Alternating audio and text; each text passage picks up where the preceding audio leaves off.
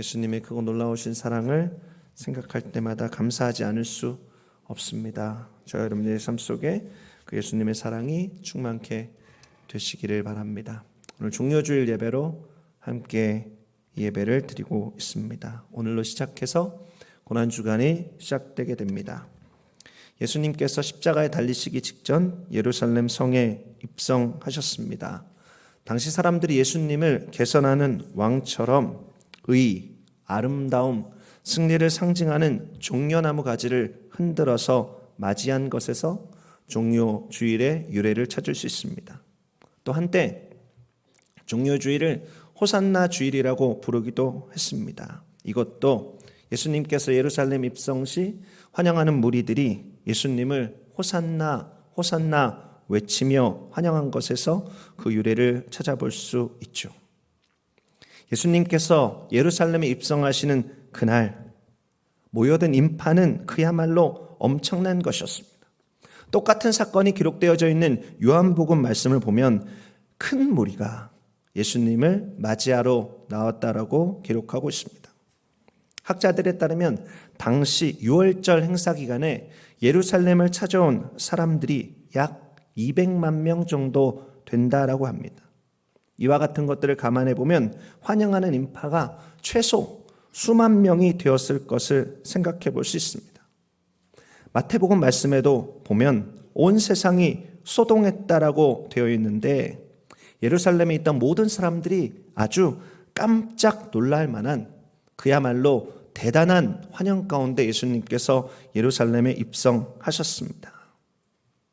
그날 그리고 그 환영의 인파 속에서 예수님의 예루살렘 입성을 빛나게 한 헌신의 모습들이 그 숨어있는 헌신의 모습들이 하나하나 발견되어집니다.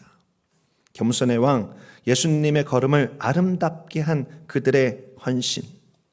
사랑하는 성도 여러분, 오늘이라는 시간 속에 살아가고 있는 우리들도 예수님께서 동일한 헌신을 요청하고 계십니다. 예수님의 다시 오실 길을 준비하는 저와 여러분들에게 오늘 말씀이 무엇을 헌신해야 될지, 무엇을 드려야 될지 깨닫게 되는 축복의 시간 되시기를 바랍니다. 예수님과 제자들의 걸음이 예루살렘 근처 감람산 벳바게와 베다니 사이에 이르렀을 때에 예수님께서 2명의 제자들을 보내십니다. 그리고 나귀의 새끼를 가져올 것을 말씀하셨습니다. 마가복음 11장 1절 2절 말씀입니다. 그들이 예루살렘에 가까이 와서 감람산 벳바게와 베다니에 이르렀을 때에 예수께서 제자 중 2를 보내시며 이르시되 너희는 맞은편 마을로 가라. 그리로 들어가면 곧 아직 아무도 타보지 않은 나귀 새끼가 메어 있는 것을 본인이 풀어 끌고 오라. 여러분, 그런데 가만히 생각해 보십시오. 그냥 상식적으로 생각해도 이런 예수님의 명령이 나귀 주인 입장에서는 황당한 일입니다. 웬 낯선 사람이 와서 자신의 나귀를 풀어서 끌고 가는데 어떻게 그걸 아무렇지도 않게 받아들일 수 있겠습니까? 여러분, 만약에 예배가 끝나고 어떤 분이 여러분이 산 새 차를 아무 말도 없이 끌고 가면 여러분 얼마나 당황스럽겠습니까? 얼마나 화가 나겠습니까? 여러분, 실제로 이어지는 말씀을 보면 나귀 주변에 있던 주인과 사람들이 제자들의 이런 당혹스러운 행동에 대해서 질문했던 것을 알 수 있습니다. 마가복음 11장 5절 말씀이죠. 거기 서 있는 사람 중 어떤 이들이 이르되 나귀 새끼를 풀어 무엇 하려느냐 하매. 예수님께서는 이와 같은 일들이 일어날 것을 예상하셨는지 제자들에게 전할 말을 주셨습니다. 누가 무슨 말을 하거든 주가 쓰시겠다. 주가 쓰시겠다. 이 이야기만 하면 즉시 나귀를 풀어줄 것이다 말씀하신 것이죠. 그리고 제자들이 정말 예수님께서 시키신 그대로 했을 때 나귀의 주인도 아무 말 없이 기꺼이 나귀를 내어주었던 것을 발견합니다. 마가복음 11장 6절 말씀이죠. 제자들이 예수께서 이르신 대로 말한데 이에 허락하는지라. 여러분, 이 짧은 제자 2사람과 나귀 주인의 대화 속에서 아름다운 헌신의 모습 한 가지를 발견하게 됩니다. 여러분, 예수님께서 보내신 2 제자도 모자르지도 넘치지도 않고 예수님께서 이르라 하신 대로 말했습니다. 또한 나귀의 주인도 자신의 권리를 들여서 예수님의 말씀에 그대로 순종했습니다. 이들의 순종이 예루살렘에 입성하시는 예수님의 걸음을 빛나게 한 것을 발견하게 됩니다. 그날 있었던 이 사람들의 모습을 통해서 우리가 예수님의 오시기를 준비하며 가져야 되는 헌신의 모습이 무엇인지를 발견하게 됩니다. 첫 번째는 바로 순종의 헌신입니다. 주가 쓰시겠다. 주가 쓰시겠다. 예수님이 이 짧은 말씀에 순종한 제자 두 사람과 나귀 주인의 모습, 가끔은 어떻게 그럴 수가 있는가라는 생각이 들 정도로 저와 여러분들에게 큰 도전이 되는 모습입니다. 이 시대에 어떤 사람은 예수님께서 우리 안에 주신 말씀에 더하거나 빼거나 해서 예수님의 말씀을 왜곡합니다. 또 어떤 사람들은 예수님의 말씀보다 자신의 소견에 옳은 대로 행하면서 순종의 길을 떠나 제 갈 길로 가는 이 시대의 모습을 바라보고 있습니다. 여러분, 이 시대에 예수님께서 어떤 사람을 찾고 계실까요? 예수님께서 말씀하신 것이라면 믿음과 기쁨으로 순종할 사람을 찾고 계심을 믿으시기 바랍니다. 그리고 그런 제자들을 통해서 예수님의 다시 오실 길이 준비되어지고 예수님께서 홀로 영광 받으심도 믿으시길 바랍니다. 알렉산더라고 하는 사람이 있죠. 막강한 군사력, 막강한 전략으로 전쟁에서 승리해서 대제국을 건설했던 왕입니다. 그가 어느 날 작은 무리의 군대를 이끌고 견고한 성을 쌓은 한 도시에 이르렀습니다. 그리고 도시에 있는 왕에게 속히 항복하시오 이렇게 종용했습니다. 그런데 그 도시의 왕이 알렉산더의 군대를 보고 콧웃음을 치게 됩니다. 그 작은 무리로 어떻게 우리의 견고한 성을 무너뜨릴 수 있겠는가 비웃기 시작했죠. 그리고 항복을 거부한 것은 물론입니다. 그러자 이 알렉산더가 자신과 그 군대 힘이 얼마나 강한지 보여주겠다고 말하죠. 그리고 군대를 일렬로 세웁니다. 그리고 낭떠러지를 향해서 행진할 것을 명령합니다. 그랬더니 알렉산더의 군대들이, 알렉산더의 병사들이 그 명령에 따라서 아무 두려움이나 아무 거침없이 전진하며 한 사람씩 낭떠러지로 떨어지는 것이었습니다. 약 10명의 병사가 낭떠러지로 떨어져 죽은 후 알렉산더는 행군을 멈출 것을 명령합니다. 그리고 그 또한 즉시 이루어지게 됩니다. 그 광경을 보고 도시에 살고 있던 왕과 사람들은 죽음을 두려워하지 않고 지도자의 명령에 따르는 알렉산더의 군대를 보고 그만 겁에 질렸습니다. 그리고 아무리 강한 요새라도 그들 앞에서 무기력하다라는 것을 깨닫고 항복하고 말았습니다. 사랑하는 성도 여러분, 세상 군대도 그들의 강함이 지휘관의 명령에 순종함을 통해서 좌지우지 되는데, 여러분, 하나님의 군대는 어떠하겠습니까?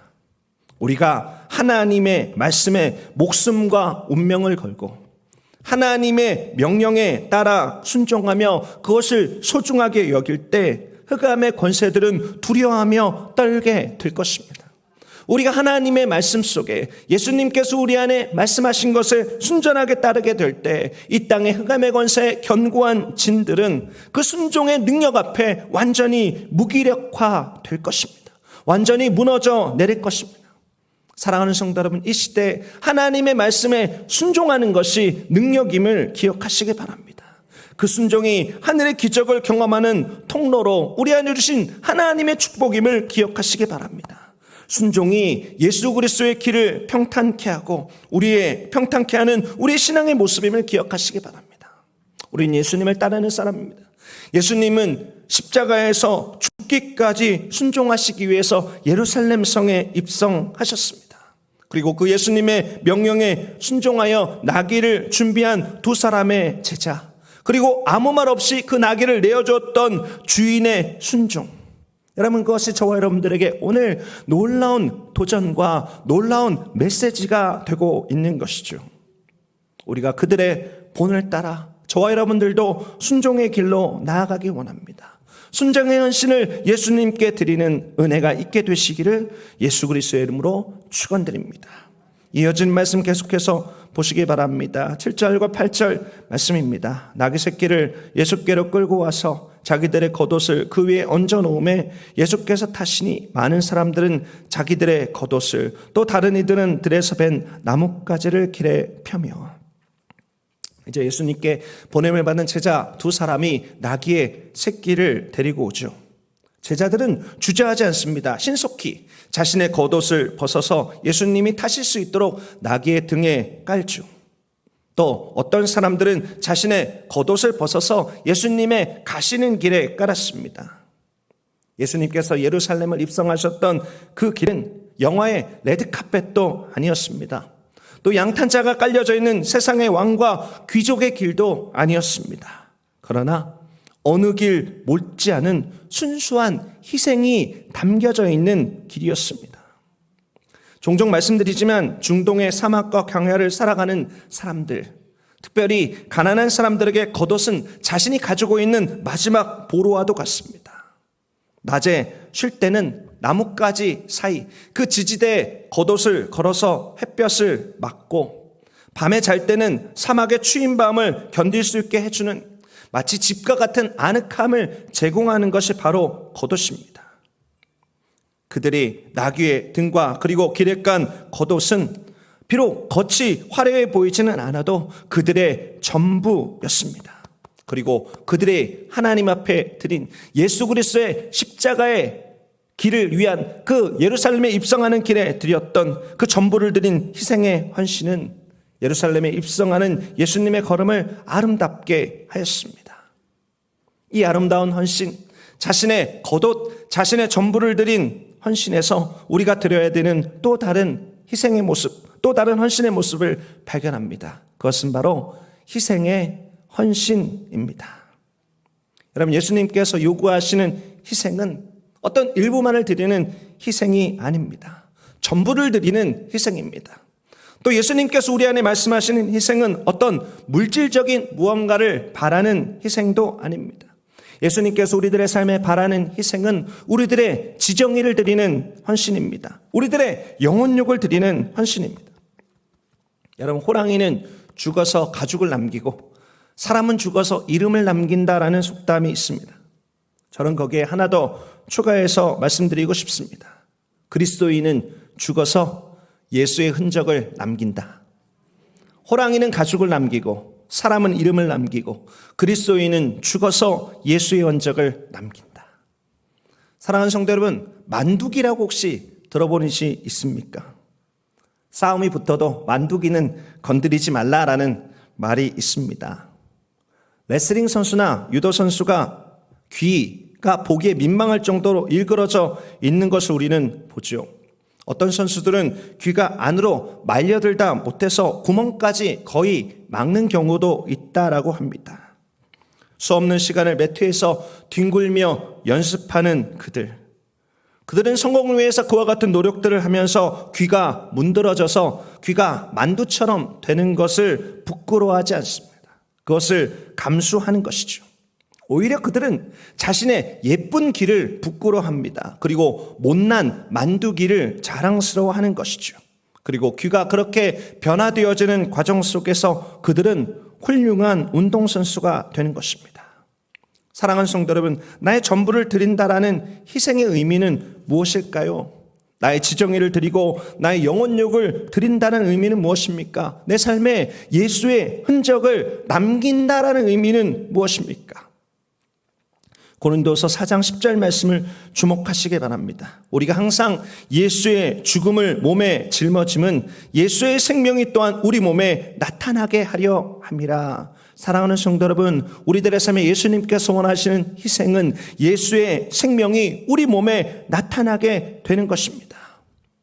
죄와 저주에 포로된 내 옛자아가 십자가에서 완전히 죽고 부활하여 예수 그리스도와 함께 연합하여 예수 그리스도의 생명이 나의 삶에 나타나는 것이, 여러분, 그것이 내가 하나님께 모든 것을 드렸다는 희생의 분명한 증거가 되는 것이죠. 여러분, 가만히 생각해 보십시오. 내 전 재산을 드렸다고 한들 내 삶 속에 예수님의 향기가 나타나지 않고 내 모든 힘을 다해서 여러 가지 일들을 한다고 한들 내 삶에 예수님의 아름다움이 나타나지 않는다라면 여러분, 그것이 진정한 희생의 헌신의 모습이 될 수 있겠습니까? 진짜 모든 것을 드렸노라고 이야기할 수 있겠습니까? 여러분, 절대 그렇지 않다라는 것이죠. 예수님께서 원하시는 희생, 예수님께서 원하시는 헌신은 내가 죽고 내 안에 사신 그리스도가 나를 통해 드러나게 되는 것입니다. 예수님의 흔적이 나타나는 삶, 그것이 진정한 희생의 의미인 것이죠. 예수님께서 타신 나귀 등에 깔려있는 겉옷이 드러나지 않아도, 예수님께서 지나가신 길 위에 겉옷이 찬란해 보이지 않아도 그 위에 예수님께서 앉으시고 그 길을 예수님께서 밟으시고 그를 통해서 예수님께서 나타나는 것이 참된 희생의 모습인 것입니다. 여러분, 그것이 희생입니다. 다른 어떤 것이 아닙니다. 내 삶 속에 예수 그리스도만 나타나는 것이 예수님께서 말씀하시는 참된 희생인 것이죠. 여러분, 그 참된 희생의 의미를 다시 한번 우리들의 삶에 성취하는 축복의 역사가 있게 되시기 바랍니다. 우리를 위해서 자신의 생명을 희생하시며 우리의 존재 자체를 회복하신 예수 그리스도를 기억하며 오늘도 십자가에서 죽는 나의 삶을 통하여 그 옛사람이 죽고 나를 통해 예수 그리스도가 이 땅에서 나타나게 하는 저와 여러분 되시기를 예수님의 이름으로 축원드립니다. 그를 통해서 저와 여러분을 통해 예수님이 생각나게 하는 사람, 예수님의 향기를 날리는 사람, 예수님의 편지가 되는 사람으로 우리들의 삶을 희생하여 드리는 저와 여러분 되시기를 예수 그리스도의 이름으로 축원드립니다. 마가복음 11장 9절부터 10절까지 말씀 계속해서 보시기 바랍니다. 앞에서 가고 뒤에서 따르는 자들이 소리 지르되 호산나 찬송하리로다. 주의 이름으로 오시는 이여 찬송하리로다. 오는 우리 조상 다윗의 나라여 가장 높은 곳에서 호산나 하더라. 여러분, 설교서도에 말씀드렸지만 예루살렘 입성 때 수없이 많은 사람들이 모였습니다. 그리고 그들은 가만히 있지 않았습니다. 찬송하며 예수님을 높였습니다. 손에 종려가지를 흔들면서 호산나 호산나 외치면서 주의 이름으로 오시는 예수 그리스도를 찬송하며 화답하고 찬양한 것이죠. 앞에서 호산나 외치면 뒤에서 주의 이름으로 오시는 이여, 앞에서 호산나 외치면 뒤에서 다윗의 자손으로 오시는 이여, 이렇게 화답하며 외쳤던 것입니다.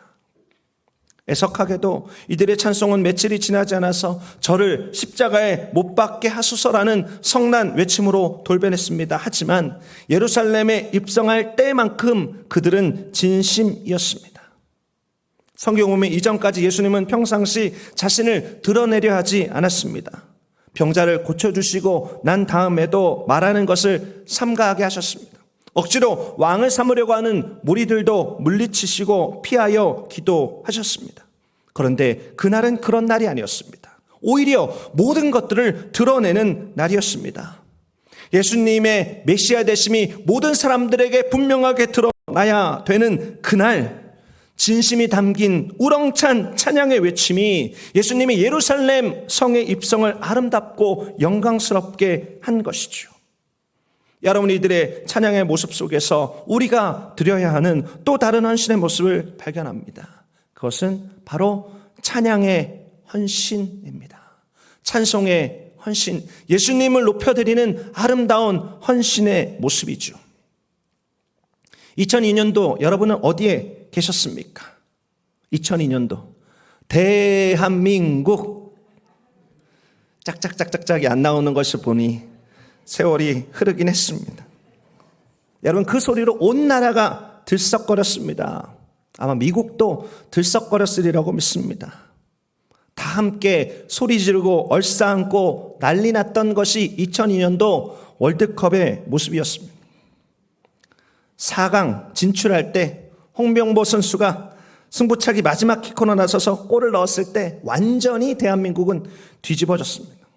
저는 그날 중보기들을 위해서 이 여의도에서 사역을 하고 있었는데 여의도가 난리가 났습니다. 차량은 막 경적을 울려대고 사람들은 거리로 나와서 환호하고 완전한 축제의 모습이었습니다. 저도 그들과 함께 나아가서 즐거운 시간을 보냈습니다. 그러다가 누군가 태극전사 여러분, 국가대표팀을 태극전사라고 불리는 것도 참 신기하죠. 그 사람 중에 이름 하나를 부릅니다. 홍명보. 그럼 여기저기서 홍명보 화답하며 그를 높입니다. 여러 사람의 이름을 바꾸면서 그런 일들을 합니다. 가장 오래 그리고 가장 크게 이름이 불렸던 사람, 아마 대표팀의 히딩크라고 하는 감독이었을 것입니다.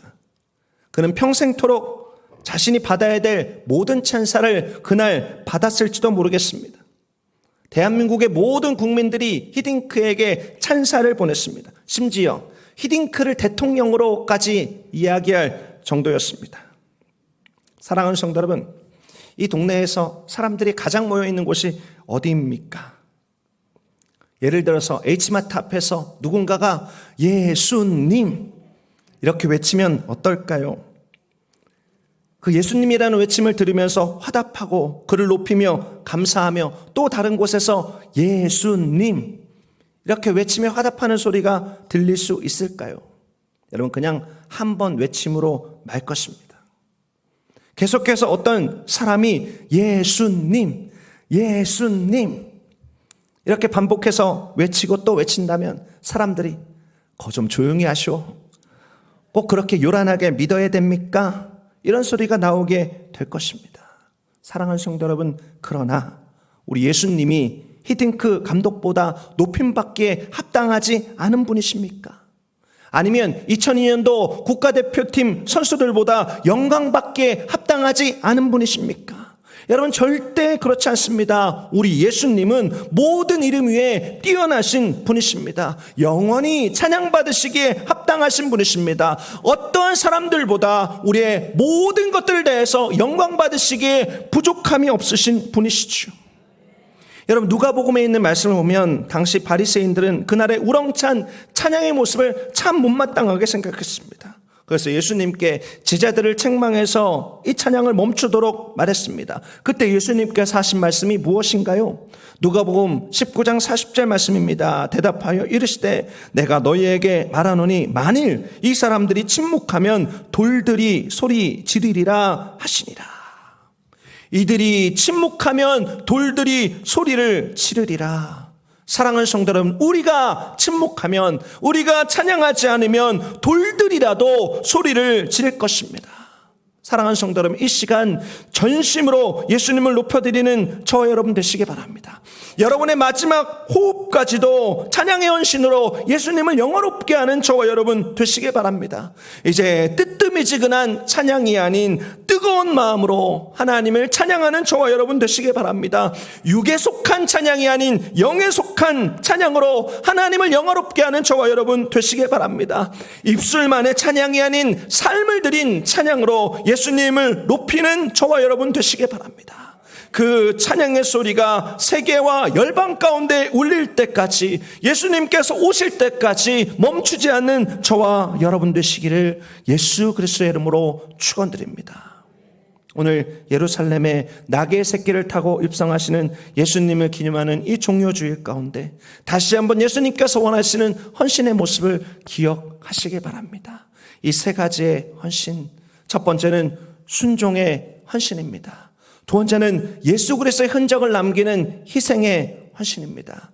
마지막 세 번째는 우리들의 마지막 호흡까지도 예수님께 드리는 찬양의 헌신입니다.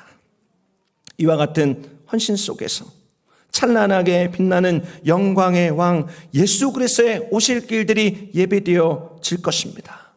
이번 한 주간 우리는 고난주간을 보내게 됩니다. 그리고 다음 주 우리는 부활주일을 기쁨으로 맞이하게 될 것입니다. 이번 한 주간 주님께서 원하시는 이 세 가지의 헌신의 모습을 기억하시기 바랍니다. 순종의 헌신, 희생의 헌신, 찬양의 헌신. 여러분, 이것을 통해서 예수님을 순전하게 높여드리는, 우리 위해서 십자가 지시고 부활하시고 다시 오마 약속하신 예수님을 깊이 만나는 은혜가 있게 되시기를 예수 그리스도의 이름으로 축원드립니다. 기도하시겠습니다. 존귀하신 하나님, 찬양합니다. 경배합니다. 고난주간을 맞이하며 우리들의 삶 속에 원하는, 우리들의 삶 속에 기뻐하시는 희생의 모습을 기억합니다. 헌신의 모습을 기억합니다. 순종의 헌신, 내 옛사람을 죽이고 예수 그리스도만 드러나게 하는 희생의 헌신, 우리들의 삶 속에 멈춤 없는 우렁찬 목소리의 찬양의 헌신, 우리들의 삶에 그것이 충만케 되기를 원합니다. 성령님 우리를 도우셔서 순종의 헌신, 희생의 헌신, 찬양의 헌신으로 나아가게 하시고 하나님의 귀한 뜻 우리들의 모든 삶에 온전하게 이루어지게 하여 주옵소서. 모든 말씀 살아서 역사하시는 예수님의 이름으로 기도드립니다.